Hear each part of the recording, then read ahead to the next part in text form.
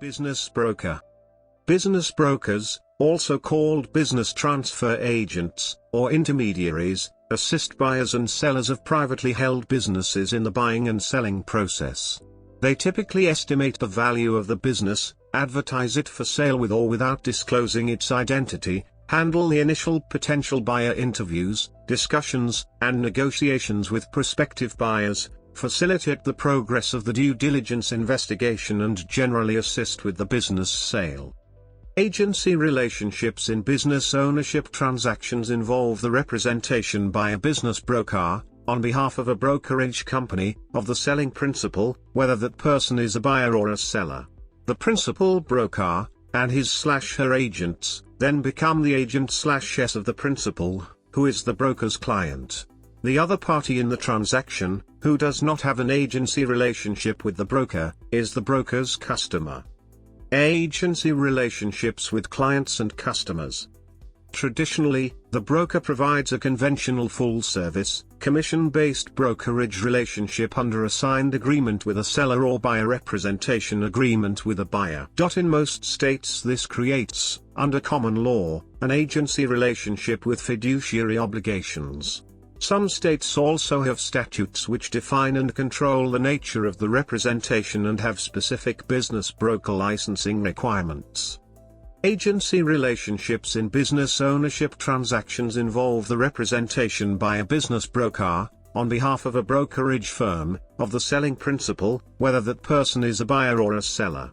The principal broker, and his/her agents, then become the agent/s of the principal, who is the broker's client. The other party in the transaction, who does not have an agency relationship with the broker, is the broker's customer.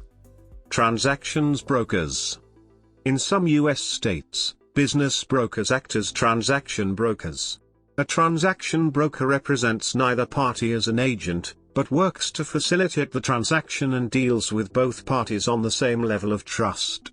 In the UK, it is generally only business brokers specialized in the sale of accountancy practices who operate as transaction brokers. A transaction broker typically gets paid by both the buyer and the seller.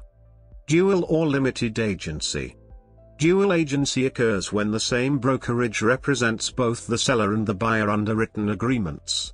Individual state laws vary and interpret dual agency rather differently. Types of services that a business broker can provide. Broker services vary widely depending on the practice and skill set of the broker. The most common services provided by a broker to a client are: perhaps one of the biggest services provided by brokers is the ability to allow owners to stay focused on running their business during the sale process, which can take on average 6 months to 12 months to complete. General.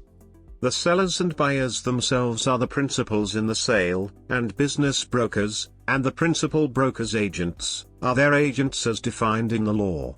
However, although a business broker commonly does work such as creation of an information memorandum for a seller or completing the offer to purchase form on behalf of a buyer, agents are typically not given power of attorney to sign closing documents. The principals sign these documents. The respective business brokers may include their brokerages on the contract as the agents for each principal.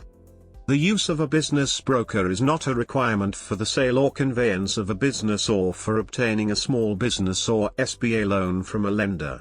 However, once a broker is used, a special escrow attorney, sometimes called a settlement attorney, very similar to a real estate closing in practice, will ensure that all parties involved get paid.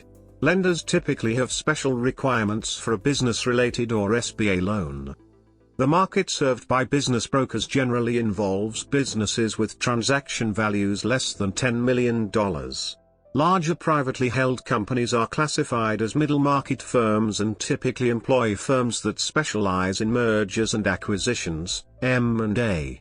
However, business brokers do participate in mergers and acquisitions activities when it involves a transaction between two or more smaller companies. Business brokers and M&A firms do overlap activities in the extremes of their market. These extremes are called the transitional market, or transmarket.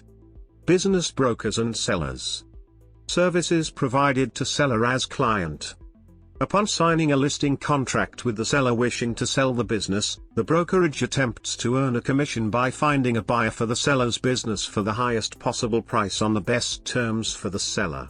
To help accomplish this goal of finding buyers, a business brokerage commonly does the following. Business brokers attract prospective buyers in a variety of ways, including listing limited details of available businesses on their websites and advertising on the larger business for sale websites.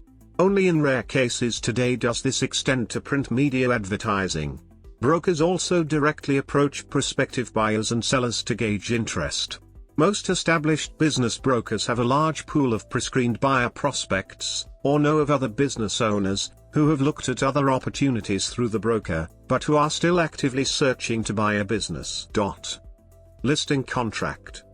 Although there can be other ways of doing business, a business brokerage usually earns its commission after the business broker and a seller enter into a listing contract and fulfill agreed upon terms specified within that contract. The seller's business is then listed for sale, often on one or more business for sale websites, in addition to any other ways of advertising or promoting the sale of the business. In most of North America, a listing agreement or contract between broker and seller must include the following. Brokerage compensation. There are three forms of broker's compensation: hourly, retainer, and success fee, commission upon closing. A broker may use any one, or combination of these when providing services. Some charge on reaching certain milestones such as creation of the information memorandum or signing of heads of terms.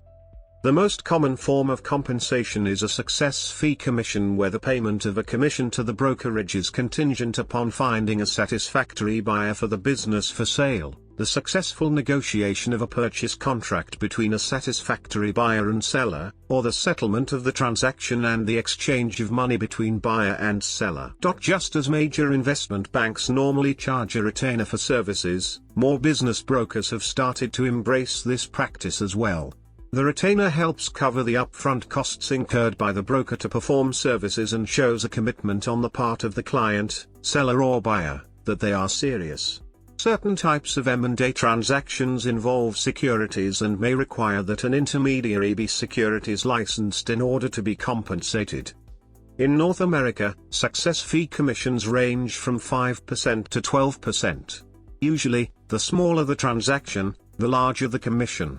Main Street businesses, those with enterprise value between $100,000 and $5 million, can expect commissions to average between 10 to 12%. Retainers, when charged, run from a low of a few $100s to six-figure sums depending on the size and complexity of the transaction. They are usually non-refundable, but are sometimes deductible from the commission paid at closing. Commissions are determined between the client, seller or buyer, are normally paid at closing. The larger middle market transactions use the Lehman or the double Lehman scales. In the UK, many brokers handling the sale of smaller businesses often operate on a no-retainer basis and with their entire compensation being paid only on successful sale of the business. Others charge a small retainer ranging from a few £100s to a few thousand. Larger businesses may pay several tens of thousands in retainers, followed by a success fee ranging from 1% to 5%. Commissions are negotiable between seller and broker. Brokers typically foot the cost of marketing and other expenses incurred in their attempts to sell the business. Licensing of business brokers. In the US, licensing of business brokers varies by state, with some states requiring licenses, some not, and some requiring licenses if the broker is commissioned but not requiring a license if the broker works on an hourly fee basis. State rules also vary about recognizing licensees across state lines, especially for interstate types of businesses like national franchises. Some states, like California, require either a broker license or law license to even advise a business owner on issues of sale, terms of sale, or introduction of a buyer to a seller for a fee. All Canadian provinces, with the exception of Alberta, require a real estate license in order to commence a career. According to an IBA convention seminar in 2000, at least 13 states required business brokers to have a real estate license.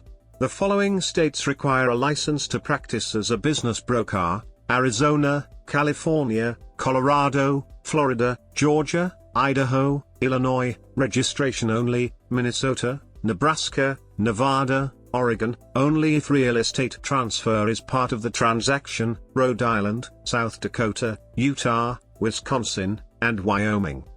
In the UK there is no licensing system in place and no formal requirements for practicing as a business broker. Certain types of M&A transactions involve securities and may require that these middlemen be securities licensed in order to be compensated. The governing authority in the US is the US Securities and Exchange Commission, and in the UK it is the Financial Conduct Authority. Business broker associations.